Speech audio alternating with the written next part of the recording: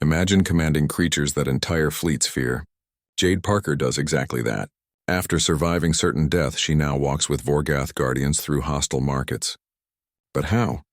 It started with a lullaby on a crash-landed planet. This isn't control, it's communication. And it changes everything. Commander Zot Varric stared at the blast footage again. He'd watched it 6 times already. Each rewind felt tighter.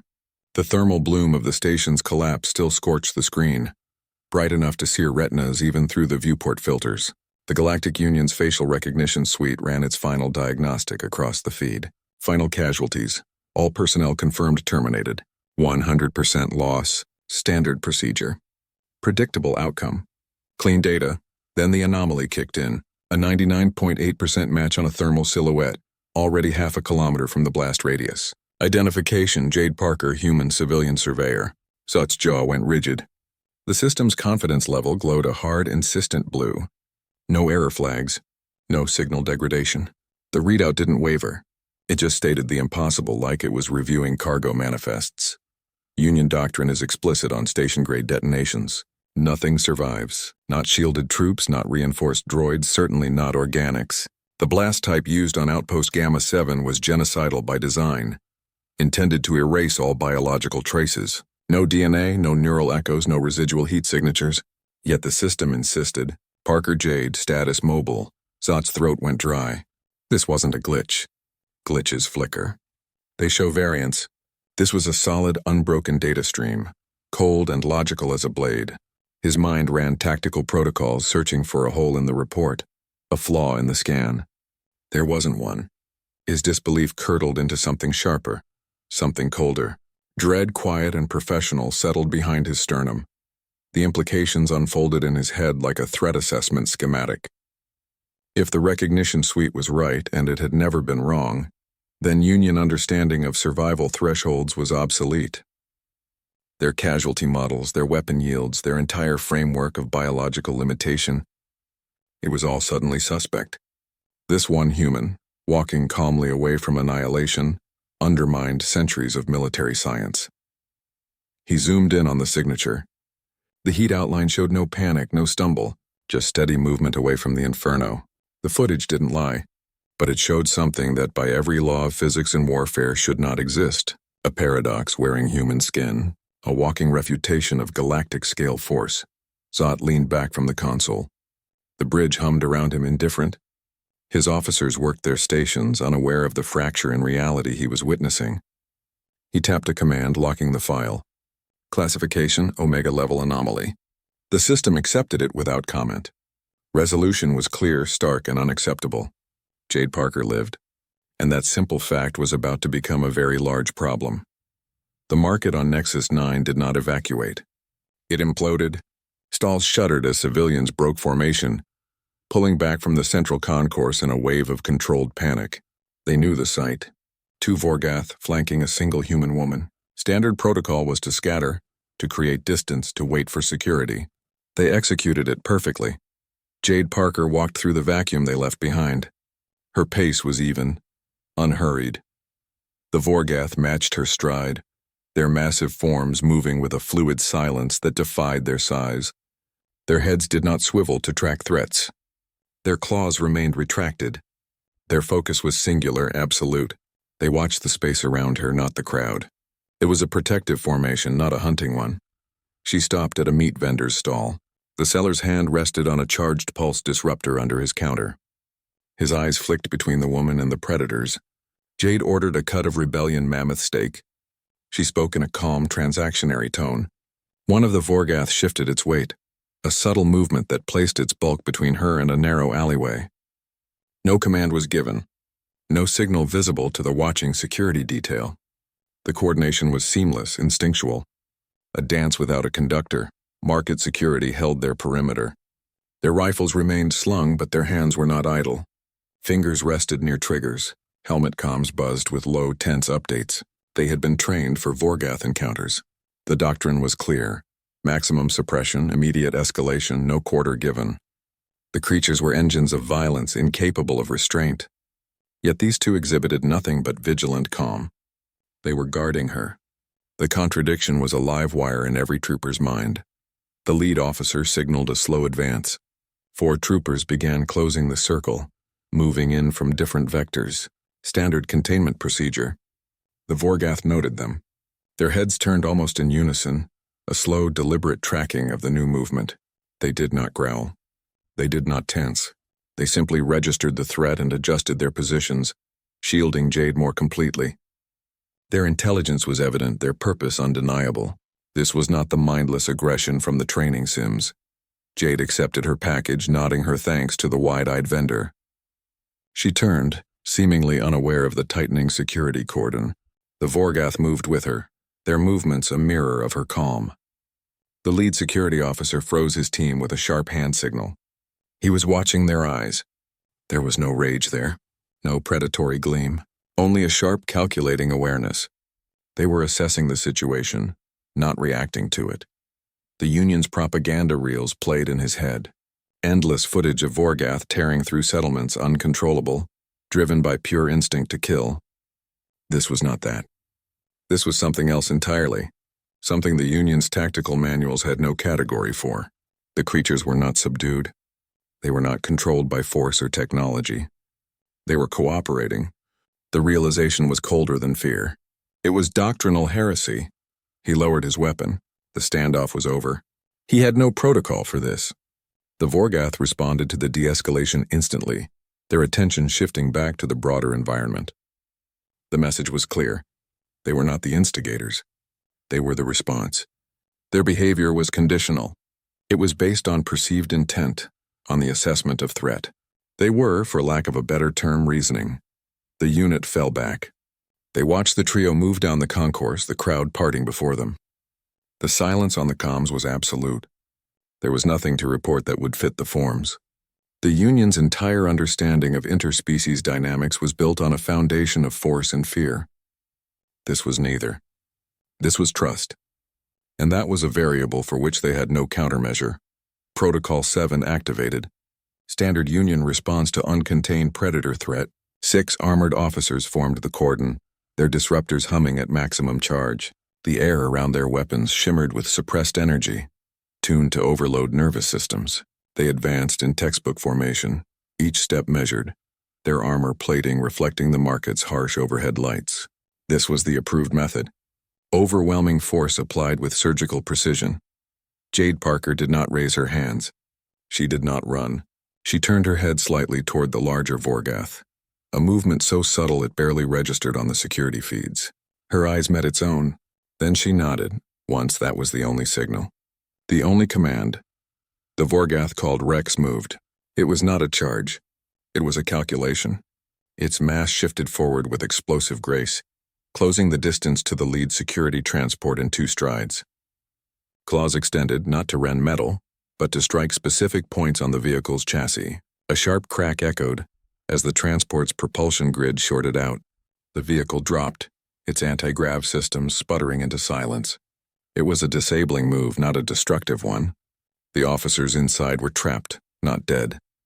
Simultaneously, the second Vorgath, Nova, lowered its head. A low-frequency wave emanated from its form, invisible but tangible. It washed over the advancing security team. Their helmet displays flickered.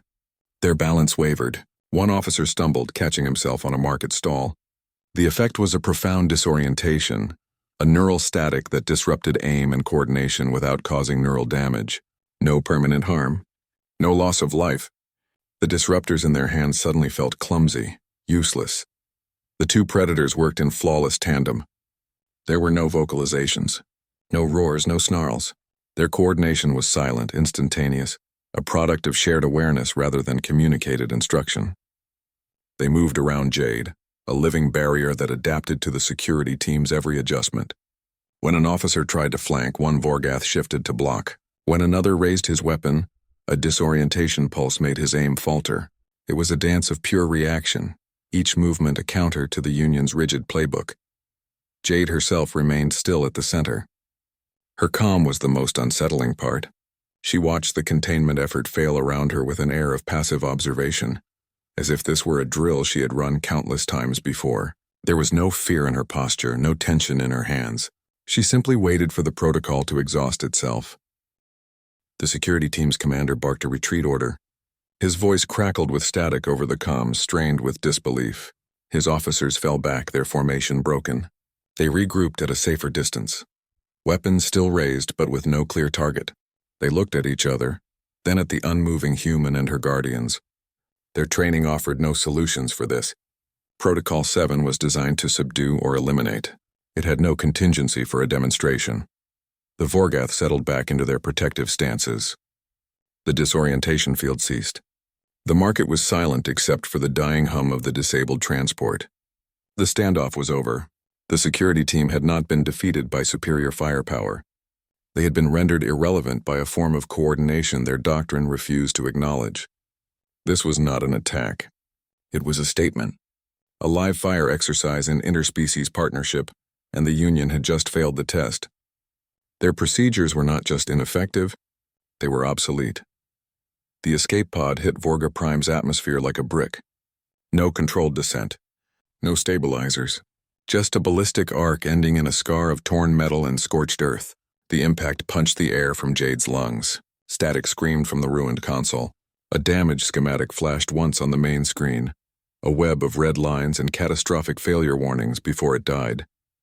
The pod was a tomb. Vorga Prime. Union classification, Death World, uninhabitable. Survival odds according to the last cached data dump, 0.03%. She knew the math. It was not in her favor. Smoke curled from cracked conduits. The stink of ozone and burnt wiring filled the cramped space. Pain registered distantly. A sharp ache in her ribs. A wet warmth spreading down her arm from a gash on her temple. She tried to move. The hatch was jammed, twisted in its frame, trapped. Standard procedure for crash survivors on a hostile world was to seal the pod and wait for rescue. That assumed rescue was coming. It also assumed the local fauna would ignore the wreckage. Neither assumption felt particularly sound. Then the shadow fell across the viewport. Large. Blocking the angry red light of the sun. A second shape joined it, Vorgath, two of them. Their outlines were massive through the fractured transparasteel. She knew what they were. Every civvy did. The training vids, the warning briefs, the horror stories from frontier outposts. Apex predators, intelligent, merciless. Her breath caught. This was the expected outcome. The predictable end of the 0.03%. She closed her eyes. Waited for the sound of claws shredding metal. It didn't come. A low sound replaced it. Not a growl. A deep rumbling vibration that hummed through the pod's hull. She opened her eyes. They were just standing there, watching. Their heads were tilted. One placed a massive clawed hand against the exterior hull. The gesture was not an attack. It was an inspection. An assessment. The tension in her chest tightened. This was wrong. This was not in the manual. Predators didn't assess. They attacked. The pain in her side flared, a hot spike that made her gasp. Fear and agony blurred together. Her vision swam.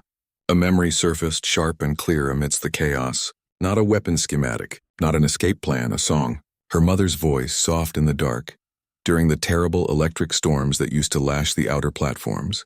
A simple melody. A lullaby. A thing of comfort from a dead world. It was a stupid thing to do. A final hopeless act of defiance against the silence. She began to hum it. The tune was shaky, broken by pain and shallow breaths. The vibration outside stopped. The Vorgath went utterly still. She kept humming, the old notes a frail shield against the impossible. Then one of them moved. Its head dipped lower, bringing one huge eye closer to a crack in the viewport. There was no anger in that gaze, no hunger. Something else, curiosity. Recognition, perhaps, of a pattern in the sound. The other Vorgath turned its attention to the jammed hatch. It did not tear it open. It worked its claws into the seam with a shocking delicacy. Metal groaned, then gave way with a clean snap. The hatch swung open. Light and the planet's thick, strange air flooded in. They stood looking at her, these monsters from the warning posters. One made that low rumble again, a questioning tone. She was too injured to run, too stunned to be afraid anymore. She just kept humming, the song the only thing she had left. The larger Vorgath reached into the pod. She flinched. Its claws stopped. It retracted them, careful, and instead used the broad back of its hand. It nudged a med kit that had spilled from a ruptured locker toward her. The gesture was clear. Help yourself. We will wait. The other began gathering strands of a local moss-like growth, pressing it against its own forelimb in a demonstration. Easy agent, primitive but effective. They were not attacking. They were assisting. The lullaby hung in the air between them, a fragile bridge across a chasm of instinct and propaganda. The music hadn't subdued them. It had communicated something, a state of being, non-threat, need, and they had understood. The first contact protocol for humanity in the Vorgath was not a weapon discharge or a warning shot. It was a child's song sung in the dark by a dying woman, and it worked. Weeks bled together on Vorga Prime. Jade's body knitted itself back together. Her ribs ceased their sharp protest. The gash on her temple closed to a thin, pale line. The Vorgath never left. Their protection was a constant, silent fact of her existence. But she began to notice the subtleties. They did not just guard the cave entrance. They anticipated her needs. A fresh kill would appear moments before her hunger peaked. One would shift to block a cold draft just as she felt a chill. They responded to her internal states with an accuracy that felt unsettling. It was not observation. It was reception. The bond deepened past simple sentry duty. It became a quiet, constant exchange. She realized they were not reading her body language. They were perceiving something else, a direct neural signature. Her emotional state broadcasted like a clear signal they could not ignore. Fear produced a low harmonizing hum from them. Calm prompted a softer, almost purring vibration. It was a two-way frequency. She began to sense their states in return. A flicker of alertness from the one she called Rex meant a predator was near the perimeter. A contented rumble from Nova meant the coast was clear. They were not speaking. They were resonating. She started testing the connection. She would focus on a specific memory, a sharp emotion, and watch them. They would shift their attention, their heads tilting as if listening to a distant sound. She discovered the mechanism by accident during a bout of intense focus. Her brain, under stress and isolation, was producing a unique harmonic pattern. Theta waves associated with deep meditation and memory were coupling with gamma waves for high-level information processing. This created a stable, complex frequency. To the Vorgath, it was not noise. It was a language. A clear, structured emission of conscious thought and feeling. This was not mind control. The distinction was critical. She could not command them. She could not impose her will. It was a mutual understanding, a shared channel. They learned the patterns of her mind as she learned the patterns of theirs. Her curiosity about a strange plant would prompt one to bring her a sample. Her unease about a distant sound would make them both go still, listening intently. They brought her specific foods that matched nutritional cravings she hadn't voiced. They coordinated night watches without a single glance between them, their shifts changing the moment her sleep cycle reached its deepest, most vulnerable point. They learned her patterns of vulnerability. They understood her fear not as a weakness to exploit, but as a state to mitigate. When a fever spiked, one stayed close, its massive body radiating a carefully modulated heat to counter her chills. They did not simply stand watch. They participated in her recovery. It was a silent, ongoing negotiation between two entirely different forms of consciousness. They protected because they understood the need for protection. They provided because they recognized the state of lack. The entire structure of their interaction was built on this neural bridge. It required no technology, no implants, no forced compliance. It was a biological capability, honed by the Vorgath for survival and discovered by a human through absolute vulnerability. The Union's entire approach was based on dominance hierarchies and suppression fields. This was the opposite. The connection did not form from a position of strength. It formed from a crashed pod, from broken bones, from a quiet hum in the dark. It was built on the one thing the Union's protocols actively eliminated: the raw, exposed state of needing help. The Vorgath did not respond to authority. They responded to authenticity. The bridge was not built. It was grown from the ground up in the quiet space between a thought and its recognition. Commander Zot Varric accessed the Nightfall files. The security clearance required his command authorization and a live DNA scan. The screen filled with schematics for a weapon system. Not a patrol craft, not a frigate, a planet killer. The design specs called for mineral compounds so rare they had no registered mining claims in Union databases. The procurement logs told a different story. They listed extensive mining operations on 57 separate worlds, all classified, all unsanctioned. The public reports for those operations described them as predator control measures, security actions to protect frontier settlements. The truth was buried in the material manifests. The required minerals had one common factor. They were undetectable by Union sensor technology.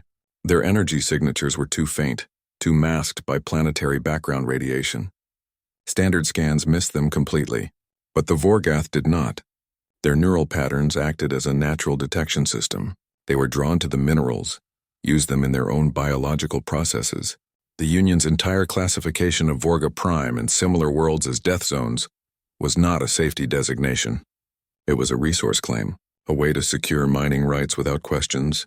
The predator hunts were not about eliminating a threat. They were about removing the only competition for the most valuable materials in the galaxy. Jade Parker's survival became a catastrophic variable in this equation. She had not just survived a genocidal blast. She had survived on a death world the Union had written off. And she had done it with the Vorgath, not as prey, as partners. Her existence proved two things the Union had spent centuries denying: that the Vorgath were not mindless aggressors, and that their unique abilities could be understood, even partnered with. If she could communicate with them, she could learn why the Union was really on their worlds. She could see past the public narrative of protection to the strip mines underneath. The Union's fear was not of one human woman. It was of the chain reaction she represented. Her testimony could unravel the justification for 57 planetary invasions. It could expose Nightfall's development, a project so classified most admirals didn't know its full scope. The weapon was the Union's ultimate guarantee of power. Its construction relied on a lie. The lie that the Vorgath were monsters that needed extermination. Her alliance with them turned that lie into a visible, tangible truth. Every time she walked through a market with her guardians, she was demonstrating the deception. The implications were systemic. The Union's authority was built on being the sole provider of security, the protectors against the galactic dark. If that threat was revealed as a fabrication, the entire structure of compliance would crack. Colonies would question the heavy taxes for defense fleets. Member systems would demand audits of military spending. The predator calls would be seen for what they were. Not peacekeeping. Theft on a planetary scale. Zot closed the files. The system logged his access. His stomach felt cold. He had believed the propaganda. He had ordered patrols to protect mining convoys from Vorgath attacks. Now he saw the convoys were the provocation. The attacks were a response to theft. The Union had not been managing a threat. It had been creating one to hide its greatest weapon. Jade Parker was not a security risk. She was a truth hazard. Her survival was a light shown into a very dark room, and what it revealed was not a monster in the corner. It was the people who built the room, and what they were hiding in it. The Union's fear was not of what she could do. It was of what anyone would do when they saw what she had seen. Xenobiologist Craxel opened the standard human species profile on his screen. The document was concise, unimpressive. It classified humans as a Category 3 species, technologically primitive, physically limited, neural development within predictable parameters. The file recommended standard observation protocols and minimal interaction. It was a bland, bureaucratic assessment of a species considered largely irrelevant to galactic affairs. He pulled up the neural scan his team had taken of Jade Parker during the negotiations. The two datasets did not match. The baseline human profile showed simple harmonic patterns, basic theta waves during sleep, standard gamma spikes during focused tasks. Jade's scan was something else entirely. Her theta and gamma waves were not separate. They were coupled. They moved in a complex, synchronized dance, creating a stable harmonic structure the scanners had never recorded in any species. The amplitude was off the charts. The coherence was perfect. This was not a minor variation. It was a fundamental deviation from the documented human norm. The system flagged it as an anomaly, suggesting calibration error. Craxel knew it was not an error. He had seen the results. He had watched her coordinate with the Vorgath without a single spoken word. The scan was just confirmation. The science division's models were wrong. Their assumptions were incomplete. Theta-gamma coupling exists in all humans. It is a known minor neural phenomenon associated with memory formation and sensory processing. In Jade, it was not minor. It was the dominant pattern. It was a constant broadcasting signal. This level of development enabled communication methods the Union's science division had categorized as theoretical at best. It allowed for the direct transmission of emotional states and complex concepts. It was not telepathy. It was harmonic resonance, a clear, structured emission of consciousness that the Vorgath could perceive and interpret. The Union had never considered this potential. Their research into interspecies communication focused on linguistic analysis and technology-assisted translation. They never looked for a biological bridge. Craxel felt a cold prickle of professional dread. It was not about Jade anymore. It was about the category error. If one human could develop this capability, others might. The entire species profile was a superficial assessment. It focused on technology levels and physical strength. It ignored neural adaptability. What other capacities had they underestimated? Their empathy, their social bonding, their problem-solving under stress. Were these just surface traits of a deeper, more complex cognitive architecture? The Union's fear of human technology was a strategic misdirection. The real variable was the human mind itself. This neural bridge changed every equation. If it could be replicated, even partially, it would rewrite the rules of galactic diplomacy. First contact protocols would become obsolete. Trade negotiations would require empathic calibrators. Military strategies would have to account for non-verbal cross-species coordination. The implications were staggering. The Union's entire framework of control was built on predictable, quantifiable species behaviors. This was neither. It was organic, unpredictable. It required a shift from domination to understanding, from force to connection.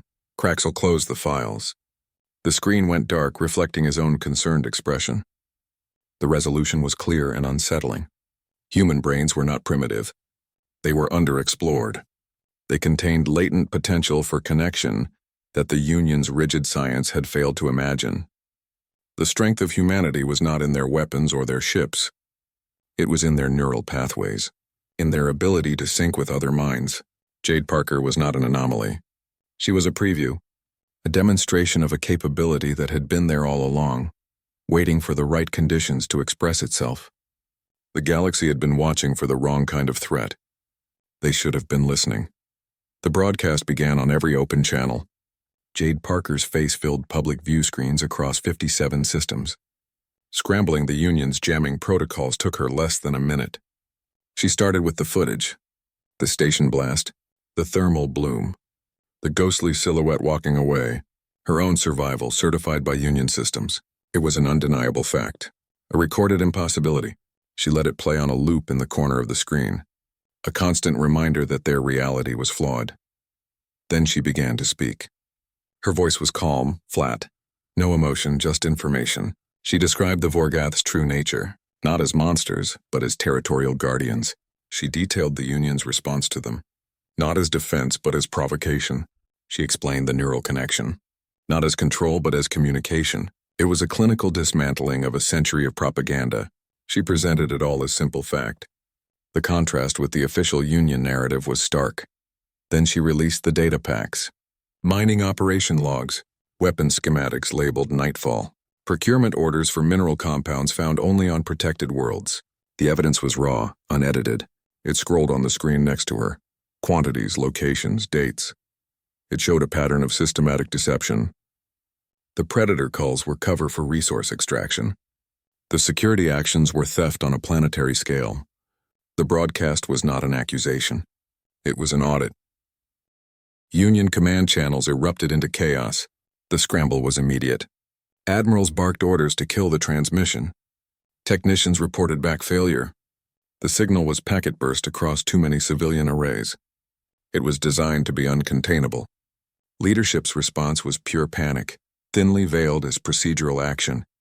They were not trying to refute the claims. They were trying to silence them. The reaction itself was a form of confirmation. Jade's demands were specific. She did not ask for her own safety.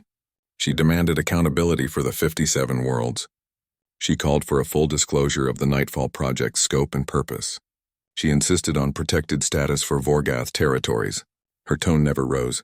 It was the flat, reasonable voice of someone stating the obvious. The galaxy watched a human woman, backed by two of its most feared predators, deliver terms to the largest military power in known space. The visual was the most damaging part. The Vorgath were in frame with her. They did not snarl. They did not threaten. They stood as silent, attentive sentinels. Their intelligence was visible in their stillness. Their commitment to her protection was unambiguous. This was not a human-dominating beast.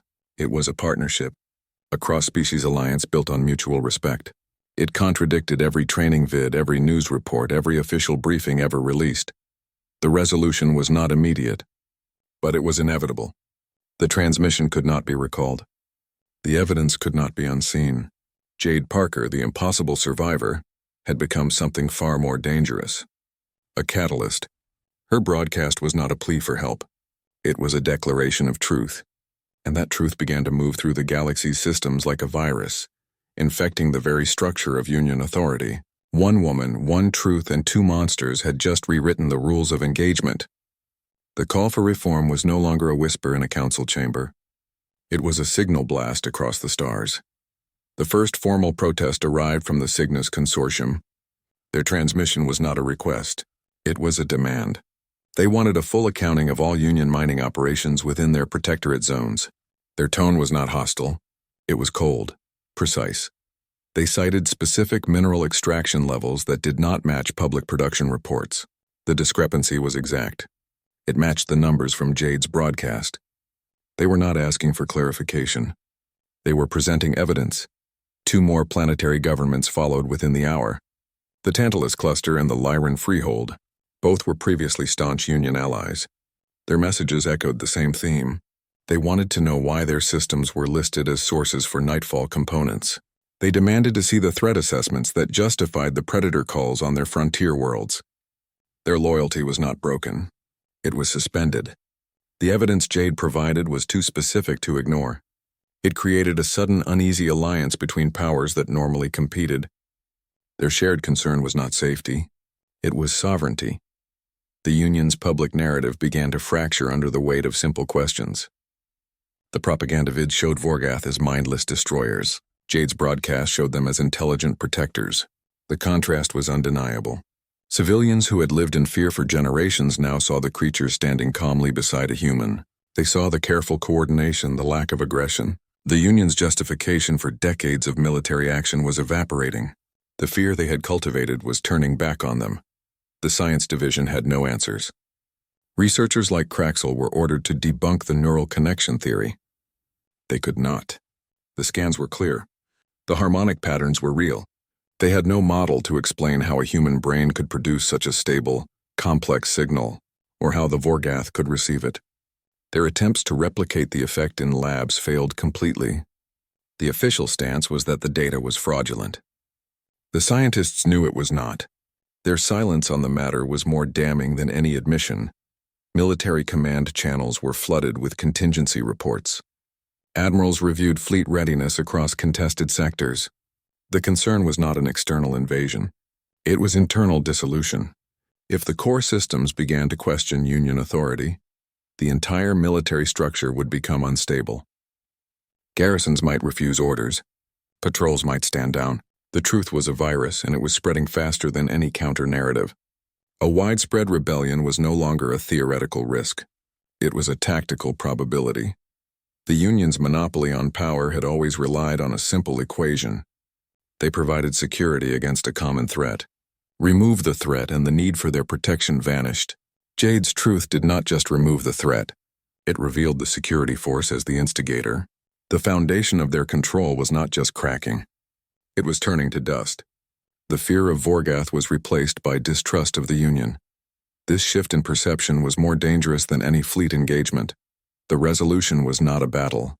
It was a seismic shift in galactic politics. Jade's evidence became a tool for every dissident faction, every independent colony, every government with a grievance. They wielded it not with weapons, but with data packets and diplomatic inquiries. The Union found itself besieged not by ships, but by questions. Their ability to project power was compromised. Their legitimacy was under review. The truth once released could not be recalled. It was a weapon that multiplied with every transmission, eroding their authority from within. The negotiation chamber on Nexus 9 was built for intimidation. Low lighting, cold metal surfaces, a single table positioned to make any non-Union delegate feel small and exposed. Commander Zot Varric and his team took their seats. They expected a lone, traumatized human. A survivor they could manage with canned apologies and a minor settlement. The doors opened. Jade Parker walked in. The two Vorgath flanked her. The atmosphere in the room shifted. The calculated psychology of the space became a joke. The union representatives stared. Their prepared statements died in their throats. Jade did not take the designated seat. She stood at the opposite side of the table. Her posture was not aggressive. It was utterly assured. The Vorgath took up positions behind her. They did not loom. They simply occupied space, their presence a physical fact that negated the Union's attempt at control. Their eyes scanned the room, the officials, the hidden security details. The intelligence in their gaze was unmistakable. This was not a human with pets. This was a delegation of 3. She stated her terms. No preamble, no request. She named 3 uninhabited star systems by their Union designations. She demanded they be designated a permanent Vorgath sanctuary, off-limits to all Union mining and military traffic. The demand was specific. The systems were rich in the very minerals the Nightfall Project required. She was not asking for charity. She was reclaiming stolen property. She followed with reparations, a full audit of ecological and economic damage to the 57 colonies listed in her broadcast. Compensation to be paid directly to their governments, bypassing Union oversight. Then formal protection status for the Vorgath species, removing them from all predatory threat databases and granting them the legal rights of a sentient civilization. Each point was delivered in a flat, factual tone. She was not negotiating. She was dictating the terms of surrender. Her final condition was the most dangerous. She insisted on a formal role as an advisor to the Union Council. With it, she demanded full security access to all data pertaining to planetary resource allocation and military deployments. It was a monitoring position, a guarantee that the agreements would be honored. The Union could not refuse this without openly admitting their previous data was fraudulent and their operations corrupt. Her demands boxed them in perfectly. To say no was to confirm every accusation. Xenobiologist Kraxel, present as a scientific observer, watched the Vorgath. He saw their subtle reactions. A slight tilt of the head when a Union representative hesitated. A low, almost inaudible hum when Jade stated a key point. They were not static guards. They were participants. They understood the flow of the discussion, the tones of voice, the body language of the officials. Their awareness was a silent counterpoint to the Union's escalating frustration. They were the unspoken enforcement of her words. The negotiation did not proceed as planned. There was no bargaining. No compromise. The Union's leverage had evaporated. Their threat of force was meaningless against the opponent whose strength was truth, and whose allies made violence a losing proposition. The conversation stalled on the details of implementation, not the principles. The power dynamic had inverted completely. They were no longer discussing how to control a problem. They were discussing how to coexist with a new power. The meeting's purpose had shifted from conquest to damage control. The Union was not negotiating a peace. They were signing a treaty with a reality they could no longer deny. Kraxel found Jade after the negotiations.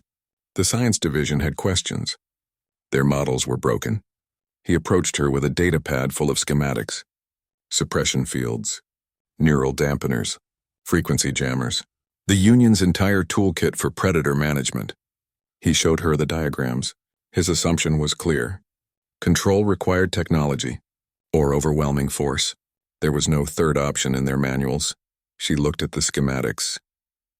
Her expression was flat, unimpressed. She handed the pad back. "It's not about control," she said. Her voice was matter-of-fact. "It's about harmonic resonance." And mutual respect meant the terms were simple. They sounded absurd in the context of Vorgath containment. Kraxel's scientific training rejected them. They were not quantifiable, not weaponizable. They belonged in a philosophical text, not a tactical briefing. She explained the mechanics. The Vorgath perceive neural patterns directly.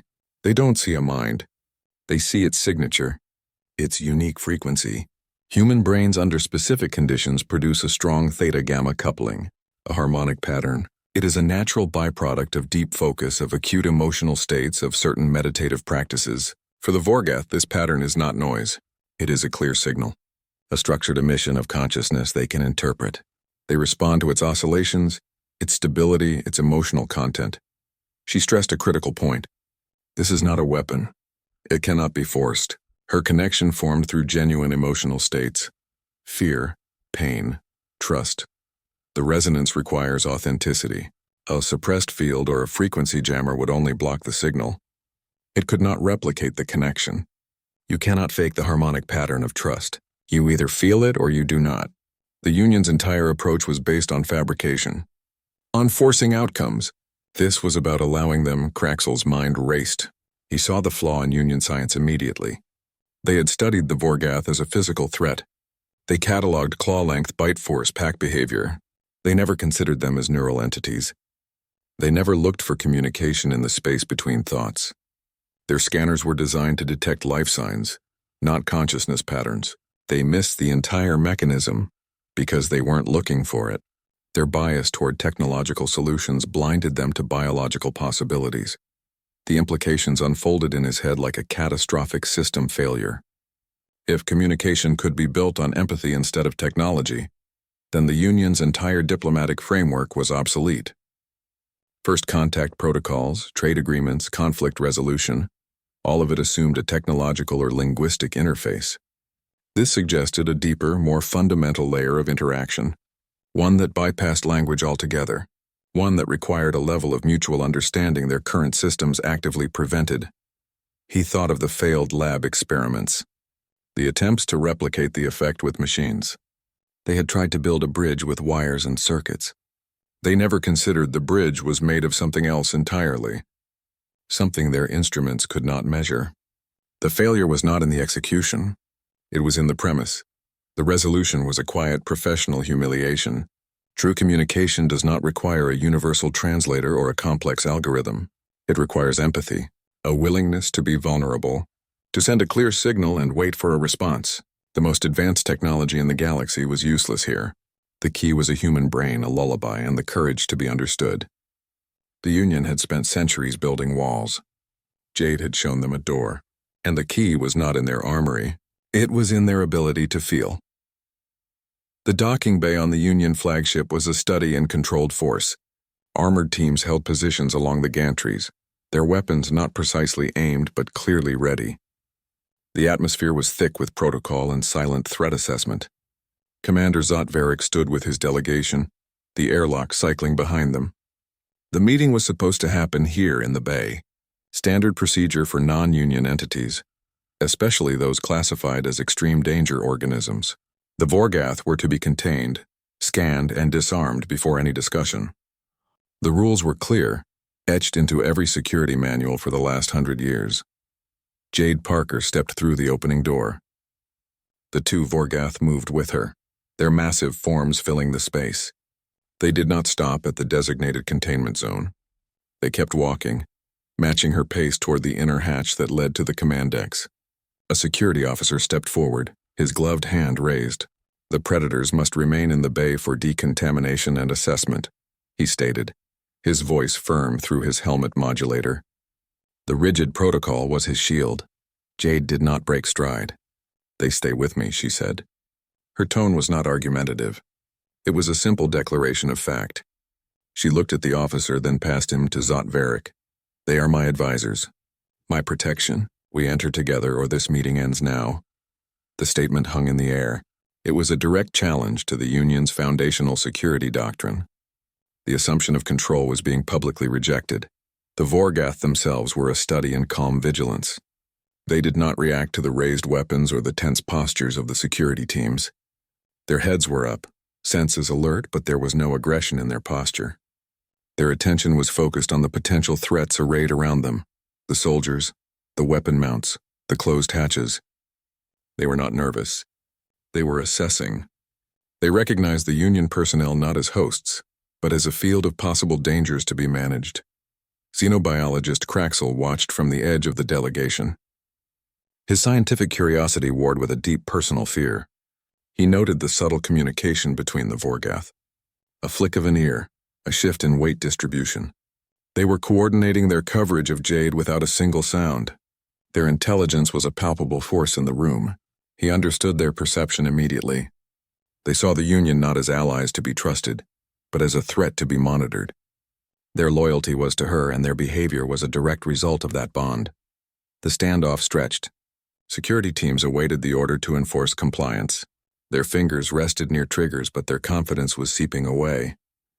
The standard playbook said the creatures should be reacting to the show of force. They should be getting agitated, defensive. Instead, they were the calmest beings in the bay. Their stillness was more intimidating than any snarl. They were waiting for the humans to make a decision. The power was with them. Zotveric weighed the options. Enforcement meant violence. It meant a firefight in a confined space against two apex predators defending their charge. The outcome was not guaranteed, and the political cost would be catastrophic. Concession meant rewriting the rules on the spot. It meant admitting that their protocols were based on a flawed understanding. He looked at Jade. Her expression was resolute. She would not back down. The Vorgath would not be separated from her. The old way was over. He gave a sharp, frustrated wave to the security chief. "Stand down." "They proceed." The order was quiet, but it echoed in the sudden silence. The security teams relaxed their postures, the tension bleeding from the room.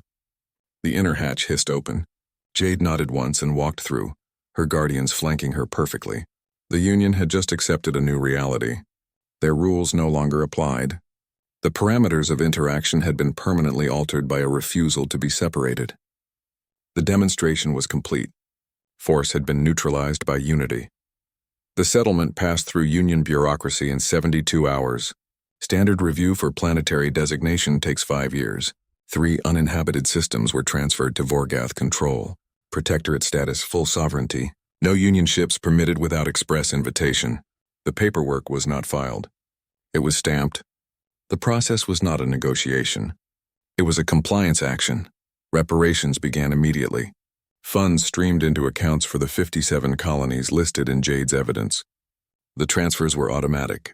No audits, no oversight committees. The credits were a direct admission of fault. A financial confession. Colonial governors who had petitioned for infrastructure grants for decades suddenly had more capital than they could spend. The money was quiet. It carried no apology. It was just data moving between servers, a silent systemic mea culpa. The Vorgath's protection status changed their galactic classification. They were removed from predator databases. Their designation shifted from hostile fauna to sentient species. The change was not announced. It was updated in the Central Galactic Registry. Ship captains checking system advisories would now see a new warning, not a threat level, a diplomatic notice. The monsters from the briefings were now a civilization with territorial rights. The adjustment was small. Its implications were massive. Jade Parker received her security clearance, advisor to the Union Council. The title was vague. The access was not. She could pull any file, cross-reference any deployment, audit any resource allocation. Her terminal was a window into the Union's nervous system. She did not celebrate. She began working immediately. Her first action was to pull the logs for the 3 new sanctuary systems. Verification. The Union had kept its word. So far. Half the Nightfall data remained in secure storage. Not with the Union. Not with Jade. In a neutral archive accessible only with dual authorization, hers and a randomly selected council members. It was an insurance policy, a dead man's switch built from information. The Union could not destroy the evidence without her consent. They could not pretend it never existed. The weapons blueprint was now a deterrent against its own use. The Union accepted these terms. There was no ceremony, no signing. The agreements were implemented through system updates and financial transfers. The leadership understood the alternative. Jade's broadcast had already started the unraveling. Refusing her demands would have accelerated it. Complete systemic collapse was a real possibility. Colonies were questioning. Alliances were straining. Their power was built on control of information. She had broken that control. Compliance was the only way to maintain a semblance of authority. The resolution was not victory. It was management. The Union's power did not vanish. It became conditional. They could still command fleets. They could still enforce laws. But now they did it under observation. Their actions were subject to scrutiny from within. Accountability was no longer an abstract concept debated in council chambers. It was a human woman with a security clearance and 2 Vorgath standing behind her.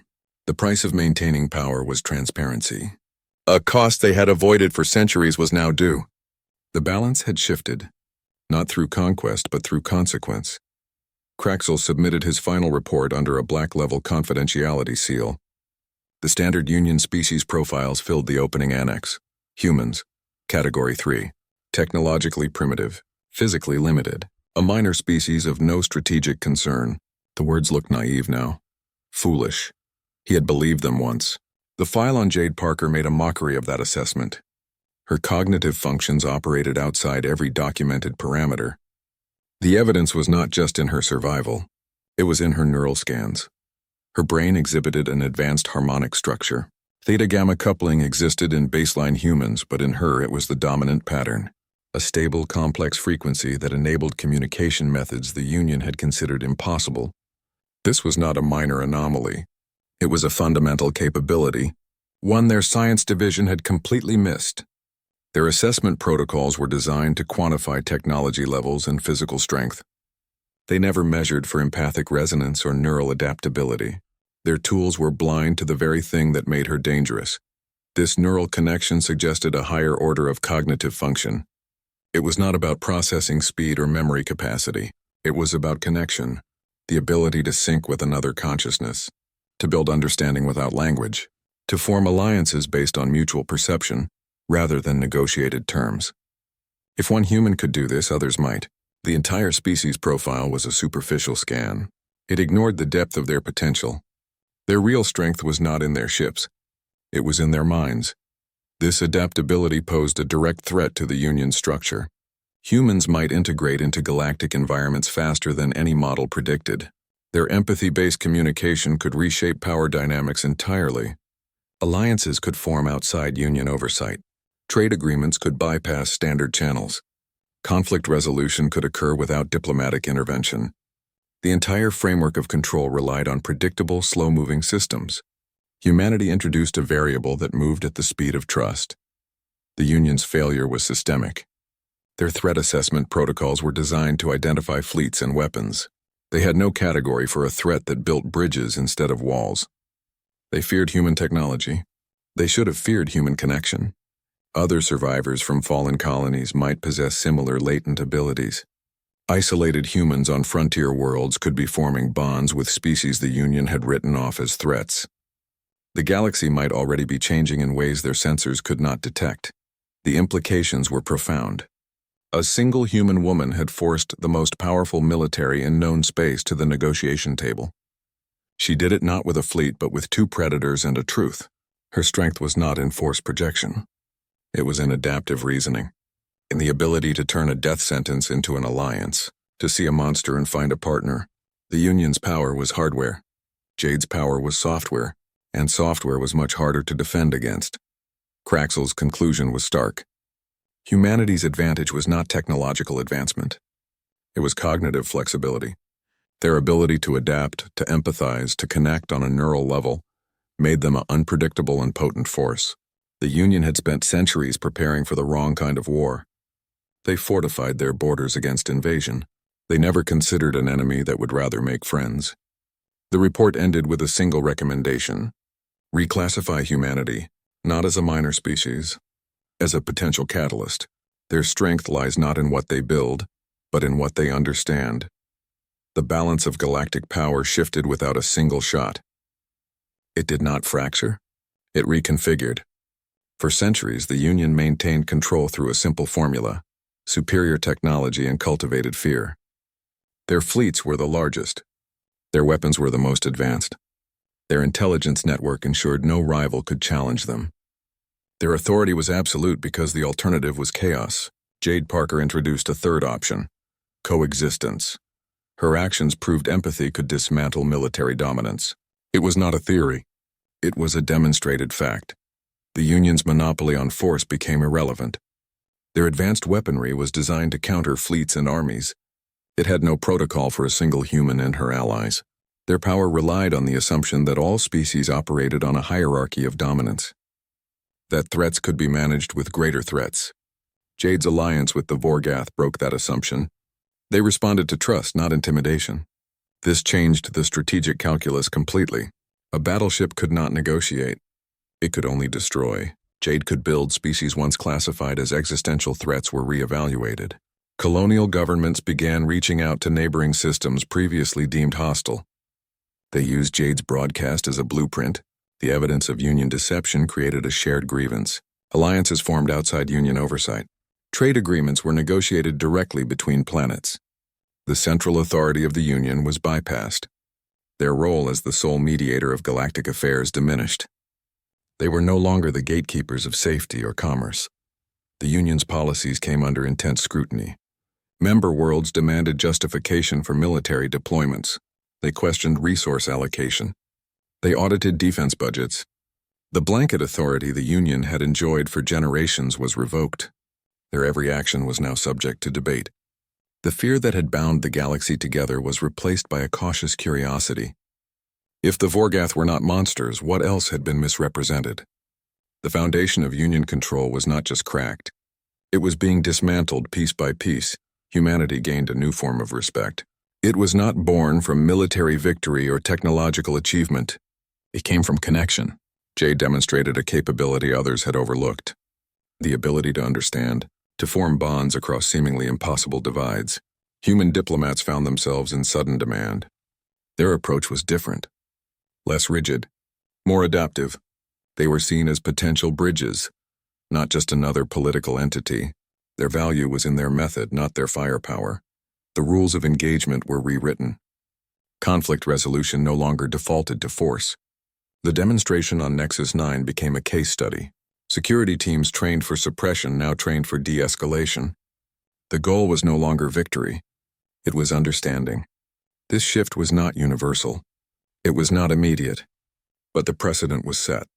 A new tool existed in the Galactic Toolkit, one that did not require a weapons locker. The resolution was a quiet revolution. Power began to flow toward those who could build connections. Diplomats gained influence over admirals. Negotiators were valued alongside fleet commanders.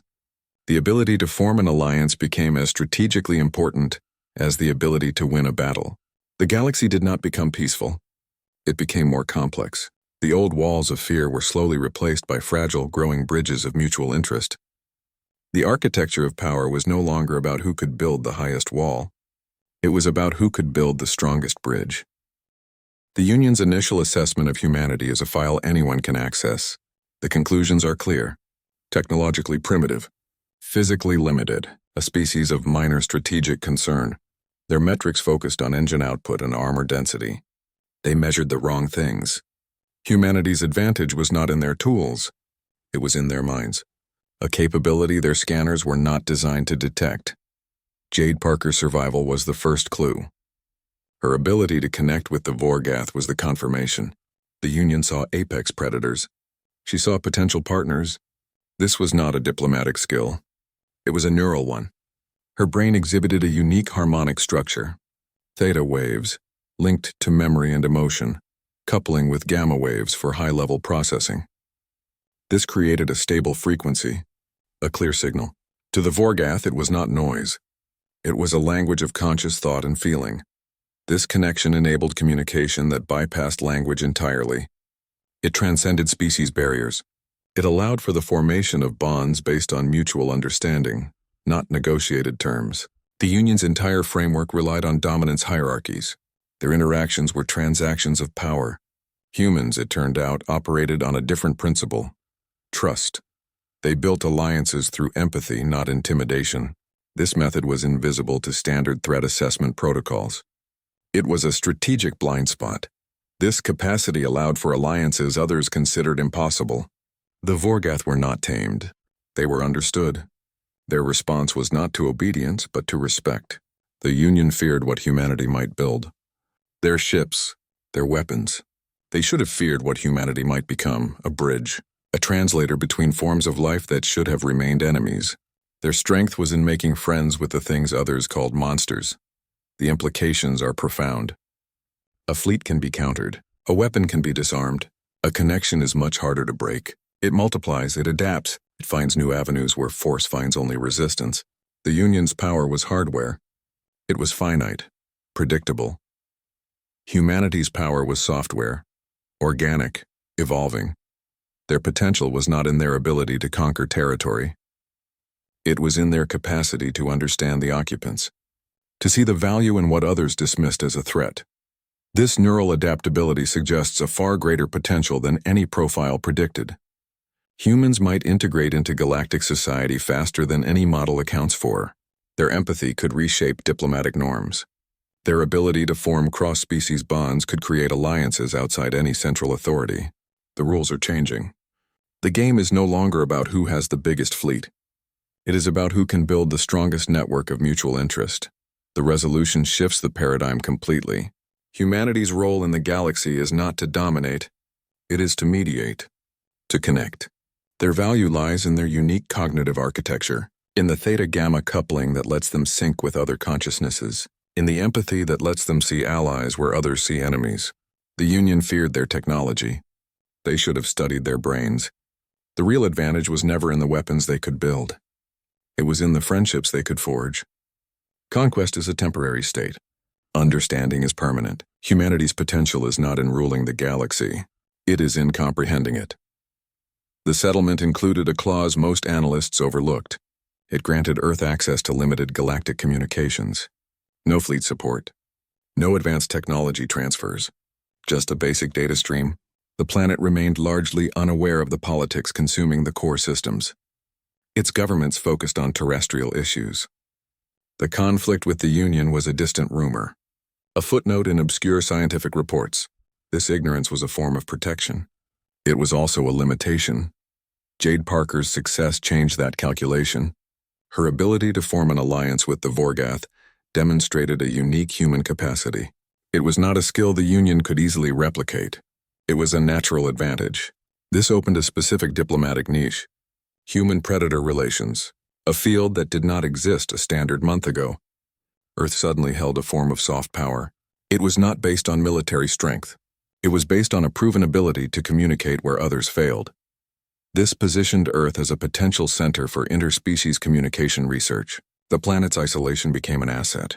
It was a neutral ground, a place where species could meet without the shadow of Union oversight. Human scientists, once considered primitive, now had access to a real-world case study.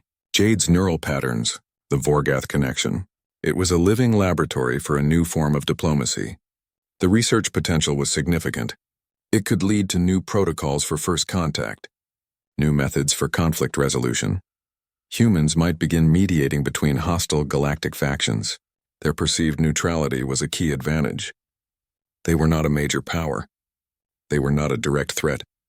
Their strength was in their method, empathy, understanding, the ability to build bridges. This made them ideal third-party negotiators.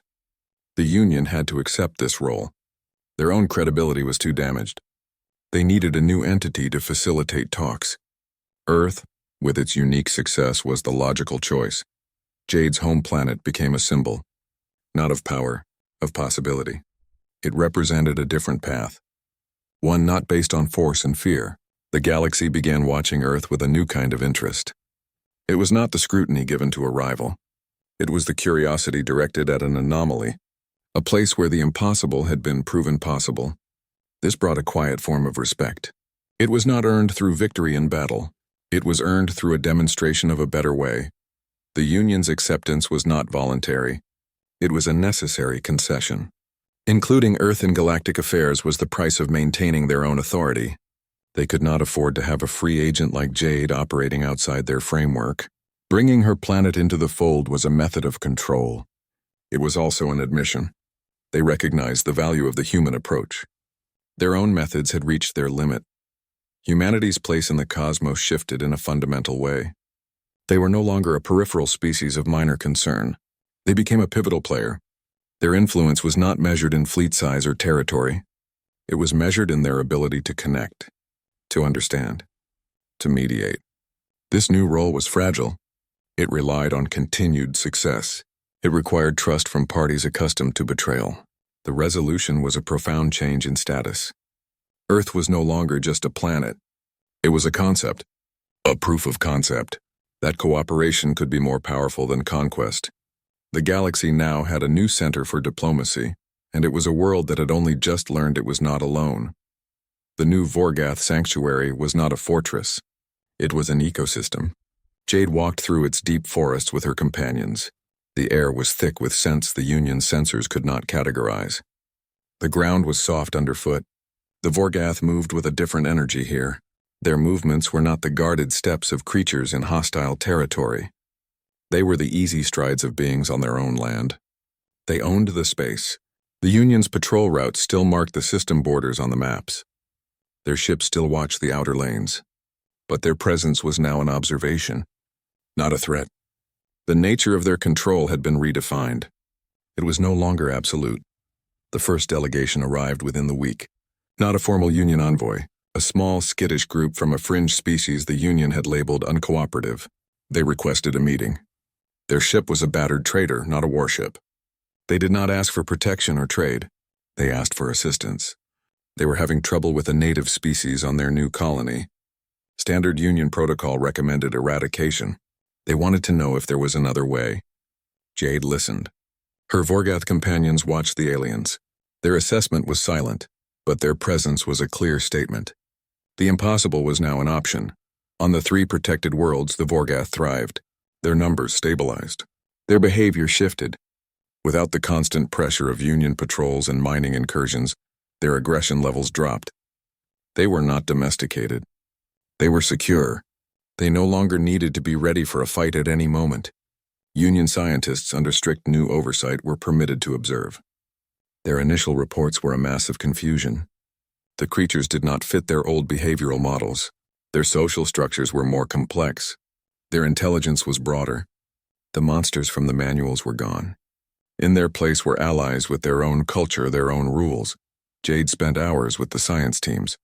She did not give them answers. She gave them a new framework. She explained the neural connection in simple terms: harmonic resonance, emotional state transmission, mutual understanding. The scientists took scans.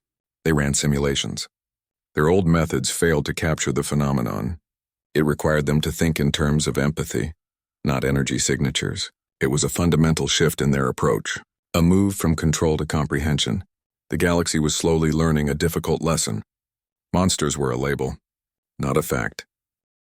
Humanity's reputation underwent a quiet transformation. They were no longer the primitive newcomers. They were the ones who could talk to the untamable. Their diplomats found themselves in unexpected demand. Their methods were different, less focused on treaties, more on finding common ground. They built partnerships where the Union had only built walls.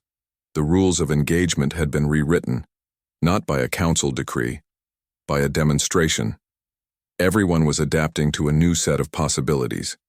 The resolution was not a victory parade. It was a silent, systemic shift. Jade Parker, the woman who should have died in a station blast, had become the architect of a new reality. She did not conquer the Union. She outmaneuvered it. She used its own lies against it.